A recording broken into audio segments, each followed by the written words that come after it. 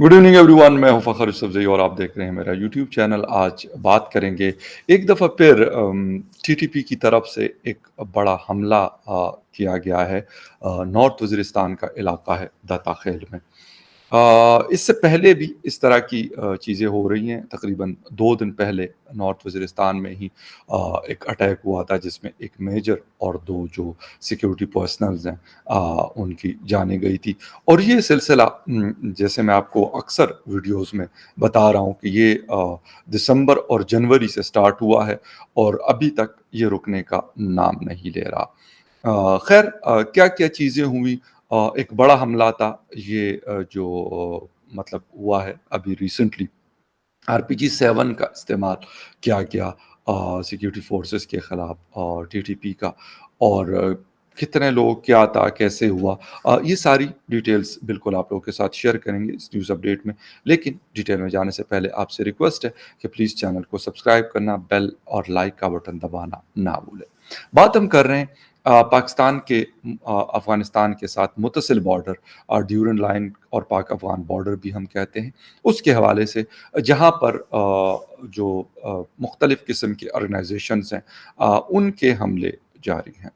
और अभी रिसेंटली गुज़िश्ता दिन टीटीपी ने एक बड़ा हमला किया है जिसमें आरपीजी का इस्तेमाल किया गया और सिक्योरिटी फोर्सेस को एक बड़ा जानी नुकसान उठाना पड़ रहा है। लोकल्स के मुताबिक कई लोगों की, क्योंकि नंबर नहीं बताए गए, दूर पार का इलाका है। और एक चीज़ और भी है कि मीडिया में रिपोर्ट भी नहीं हुआ, ये भी मैं आपको बता दूँ ये वाक़या।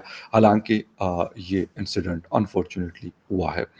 इससे 2 दिन पहले एक और अटैक हुआ था सिक्योरिटी फोर्सेस के ऊपर, जिसमें से एक मेजर और 2 जो उनके साथ सिपाही ड्यूटी पे थे उनकी जानें गई थी और वो शहीद हुए थे। ये जो सिलसिला है तकरीबन नॉन स्टॉप जारी है। बीच में से थोड़ा-सा गैप आता है 1 दिन या 2 दिन का, लेकिन ये रुक नहीं रहा। इसके साथ-साथ फ़िलहाल अभी तक जो मेरी इत्तलाआत हैं उसके मुताबिक हमारी कोई अफ़गान हुकूमत से इस हवाले से कम कोई बातचीत नहीं हुई, कोई बात नहीं हुई।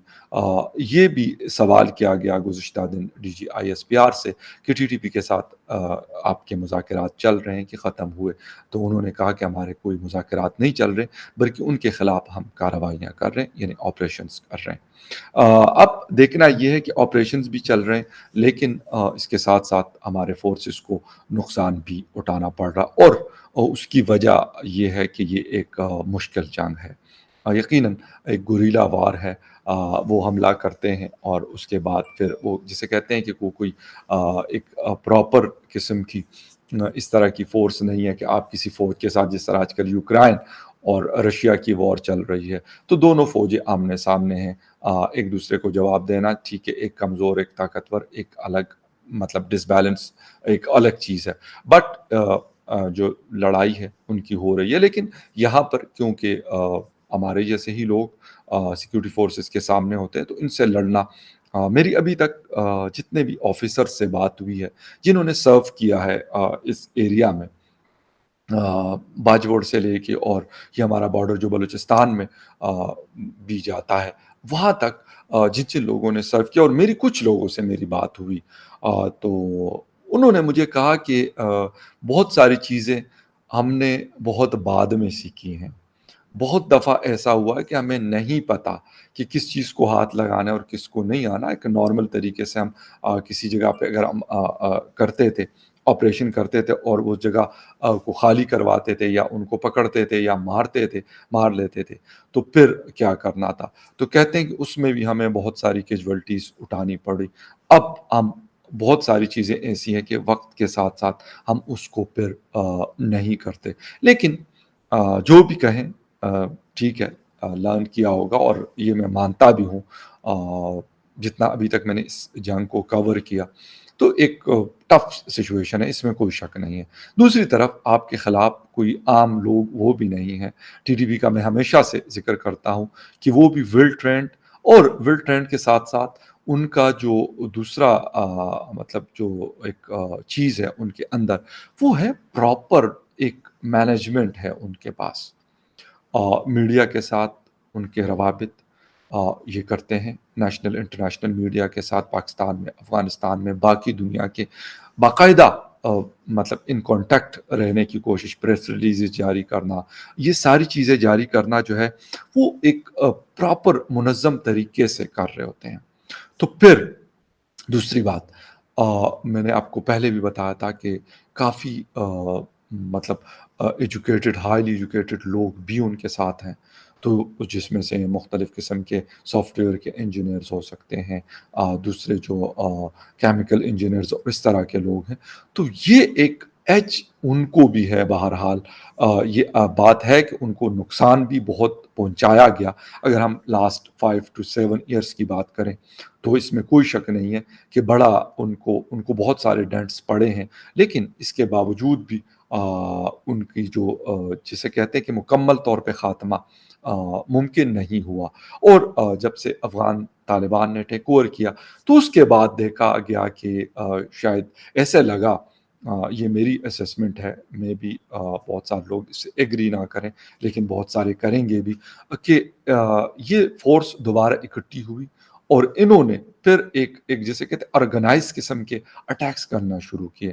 تو یہ فیکٹر ہمیں سمجھنے کی ضرورت ہے کہ آخر ایسا کیا ہوا کہ افغانستان میں جیسے ہی حکومت کی تبدیلی ہوئی اور ان لوگوں کی حکومت آئی جو ان جیسا نیریٹو رکھتے ہیں، تو اس کے بعد یہ لوگ طاقتور ہوئے، اس سے پہلے یہ کمزور ہوئے تھے، کافی ویک ہوئے تھے۔ اور یہ جن علاقوں میں ابھی حملے ہو رہے ہیں، یہاں پہ مطلب حملے نہ ہونے کے برابر تھے، چھوٹے موٹے اٹیکس ہوتے تھے لیکن بڑا حملہ کرنے کی ان کی سکت نہیں تھی۔ لیکن ابھی ہم اگر ٹانگ کی بات کریں، جو ایف سی کے فورٹ کے اوپر اٹیک کیا گیا اور جہاں پہ ایک بڑی تعداد جو ہے ایف سی کے جو لوگ ہیں وہ بیچارے شہید ہوئے، اس طریقے سے باقی جگہوں پہ ان لوگوں نے جہاں جہاں پہ حملے کیے تو کامیاب کارروائیاں ان کی جاری ہے۔ یہ بات بھی ساتھ میں کہتا چلوں کہ جو آپریشنز ہوئے بہت سارے لوگوں کو مار بھی گرایا گیا، لیکن کیونکہ بات وہیں پہ ہے، جب تک ختم نہیں ہوں گے تو یہ چیز اینڈ نہیں ہو سکتی، اور اس کے پیچھے یقیناً ایک بہت بڑی آئیڈیالوجی کا استعمال یہ لوگ کرتے ہیں۔ میں نے آپ کو جیسے کہا کہ میڈیا کا استعمال کرنا ان کو بہت اچھے سے آتا ہے، ایسے نہیں ہے کہ یہ ہم نے دیکھا کہ کوئی انہوں نے بڑی بڑی داڑیاں رکھ لی یا پگڑی پہن لی، یا وہ نہیں ہے بھائی، وہ ساری چیزیں ان کی ہوں گی، بٹ مطلب بڑے بڑے لوگ ان کے ساتھ ہیں، اور بڑے تگڑے قسم کے لوگ بھی ان کے ساتھ موجود ہے، جن کی وجہ سے ان کا یہ جو اٹیک کرنے کا جو طریقہ ہے یہ، اور اس کے ساتھ ساتھ ان کی کامیابی، یہ ایک امپورٹنٹ فیکٹر ہے ان کے پیچھے، مطلب اس کے پیچھے یہ بہت ساری چیزیں۔ اور ہاں، ہمیں یہ نہیں بھولنا چاہیے کہ افغانستان میں طالبان حکومت بھی ان کے لیے ایک حوصلہ افزا بات ہے۔ میں یہ نہیں کہتا کہ یار وہ طالبان کوئی ان کو بالکل ہی اوپنلی کوئی بہت سپورٹ کر رہے ہوں گے یا اس قسم کی، لیکن ایٹ لیسٹ اگر سافٹ کارنر بھی ہے تو کم از کم وہاں پہ جو لوکلز ان کے ہیں ان کو سپورٹ کریں گے، پناہ بھی دیں گے یا جو بھی چیزیں ہوں گی، کیونکہ یہ ایک مکس سا بارڈر ہے جو ہمارا پاکستان کا اور افغانستان کا ہے۔ اس کو سنبھالنا بھی ایک مشکل کام ہے۔ میں یہ نہیں کہتا کہ افغان طالبان کے لیے بھی آسان ہے، ان کے پاس پہلے ہی ریسورسز نہیں ہیں، وہ دنیا سے اپیلیں کر رہے ہیں کہ ہماری مدد کی جائے، ہمارے پاس پیسے نہیں ہیں تنخواہیں دینے کے، تو وہ ایک پراپر یا منظم فوج رکھنا ان کے لیے ممکن نہیں ہے، لیکن اس کا اثر، مصیبت یہ ہے کہ اس کا جو خمیازہ ہے وہ ہمیں بھگتنا پڑتا ہے، پاکستان کو بھگتنا پڑتا ہے، جس طریقے سے ابھی بھی ایک بڑے نمبر میں لوگ وہاں سے موبلائز ہو کے پاکستان کے مختلف شہروں میں آئے، اور یقین کریں کہ جتنے بھی شہر ہیں جو خیبر پختونخوا کے قریب، مطلب خیبر پختونخوا کے شہر یا بارڈر کے قریب ہے، وہاں پھر پشاور، میرا جو نیٹو سٹی ہے مردان، اسلام آباد، اس میں، اور کراچی میرا جب ابھی کچھ جانا ہوا تسلسل کے ساتھ، تو میں نے وہاں پہ بھی یہ چیز فیل کی کہ وہاں پہ بھی ایک بڑا نمبر موجود ہے، کیونکہ کوئٹہ میرا جانا نہیں ہوا، یقیناً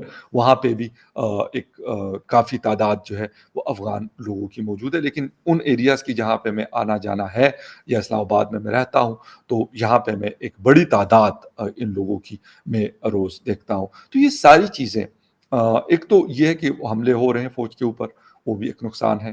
اسٹیبلٹی نہیں آنے اگر دے رہے یہ لوگ۔ پرانا فاٹا ہے، ایک کافی نیچرل ریسورسز سے بھرا ہوا بیلٹ ہے پاکستان کا، جہاں پہ گرینائٹ ہے، ماربلز ہیں اور مختلف قسم کی ایسی چیزیں ہیں جس سے بہت فائدہ ہو سکتا ہے۔ اور اس طرف کر کے ساؤدرن ہمارے جو ڈسٹرکٹس ہیں، وہاں پہ آئل اینڈ گیس کے بہت، جسے کہتے ہیں کہ رچ قسم کے ریزروائرز ہیں۔